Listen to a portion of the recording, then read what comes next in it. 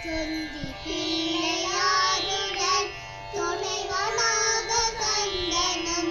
தொந்தி பிள்ளையாருடன் துணைவனாக கந்தனும் பயணம் வைத்தார் இருவரும் பகலிலெல்லாம் சுற்றினர் பயணம் வைத்தார் இருவரும் பகலிலெல்லாம் சுற்றினர் வழியில் பெரிய மலையிலே வாய்க்கு நல்ல பழங்களும் வழியில் பெரிய மலையிலே வாய்க்கு நல்ல பழங்களும் இருக்கும் செய்தி கேட்டதும் ஏற பார்த்தார் இருவரும் இருக்கும் செய்தி கேட்டதும் ஏற பார்த்தார் இருவரும் குடு குடென்று குமரனும் குதித்து